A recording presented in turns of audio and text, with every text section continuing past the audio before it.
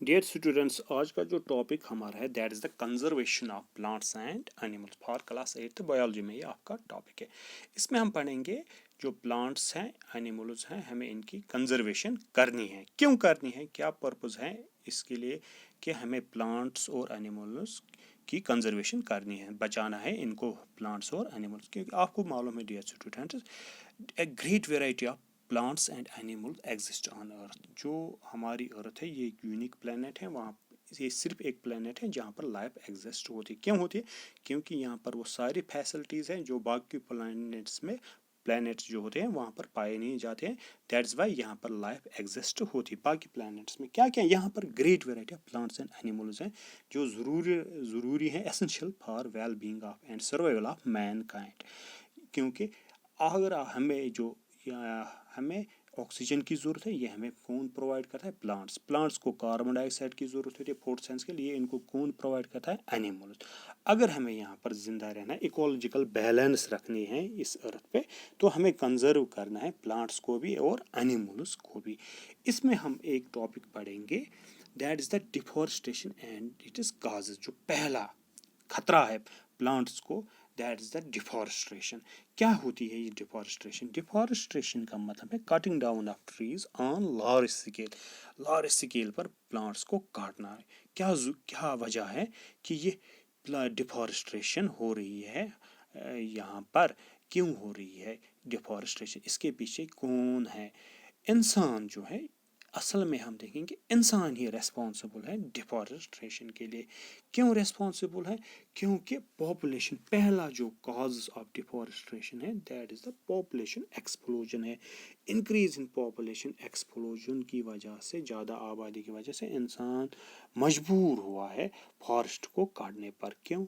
जो प्लांट्स होते हैं इनको काटने पर, क्योंकि इसको बिल्डिंग बनानी है, बिल्डिंग्स के लिए, कंस्ट्रक्शन के लिए, buildings, dams, construction of roads, नए नए रोड बना रहे हैं, इसके लिए भी ये जंगल काटने पड़ते हैं इसको, इंडस्ट्रीज़ के लिए, इसके लिए मटेरियल चाहिए।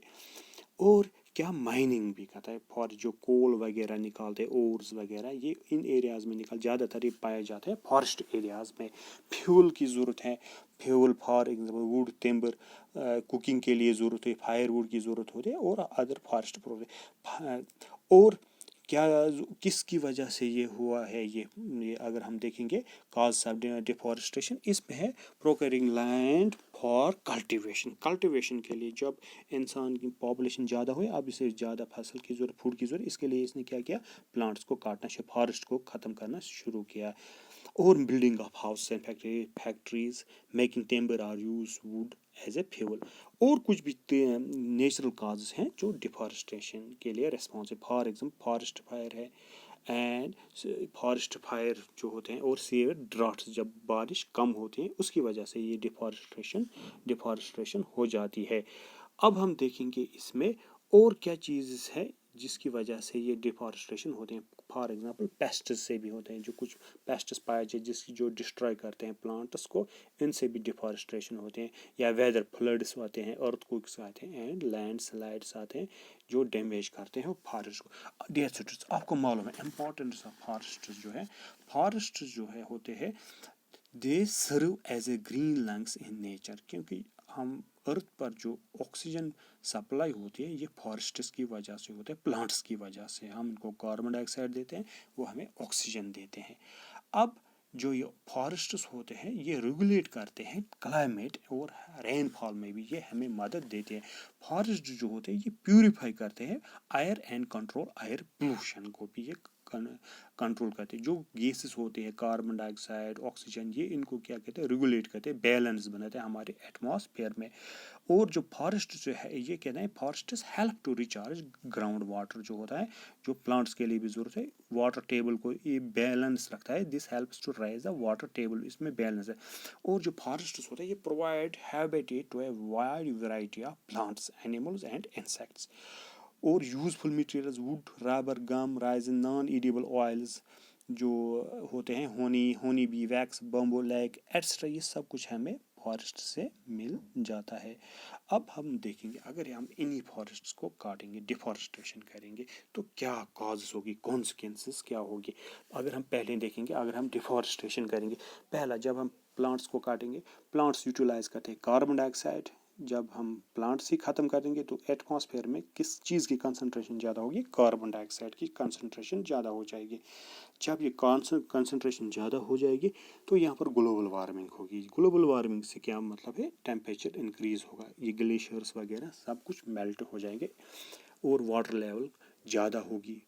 اس سے کیا ہوگا؟ پھر پینے کا جو پانی ہے پوٹیبل واٹر وہ ہمیں کم ملے گا، ختم ہو جائے گا پینے کے لیے جو پانی ہے.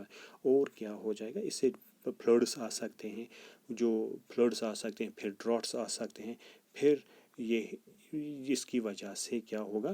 جو پلانٹس وغیرہ، زیادہ پلانٹس جو ہوتے ہیں، جو ہم پلانٹس لگاتے ہیں، یہ بھی کیا ہو جائیں گے؟ ختم، کیونکہ ان کو پانی ہی نہیں ملے گا.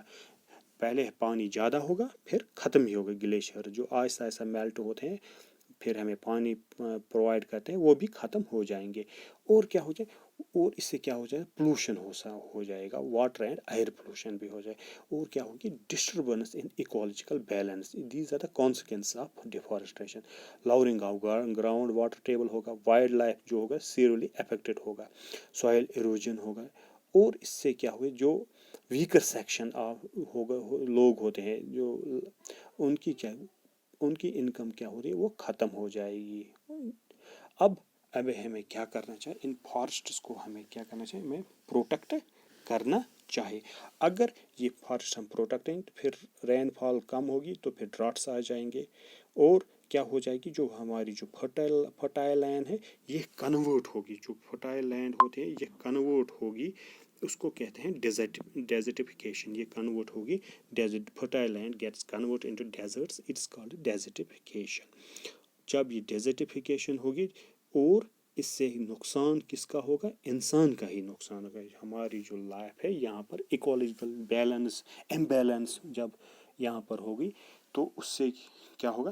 یہاں پر کیا ہوگا؟ یہاں پر سمجھو ارتھ جو ہے یونیک پلانٹ تھی جہاں پر لائف ایگزسٹ ہوتی تھی، اب یہاں پر لائف ایگزسٹ نہیں ہو سکتی ہے. اب ہم دوسرا جو اس میں ٹاپک ہے دیٹ از ہم پڑھیں گے اس میں کہ یہ conservation of forest and wildlife. کیوں ضرورت ہے ہمیں conservation of forest and wildlife کیوں؟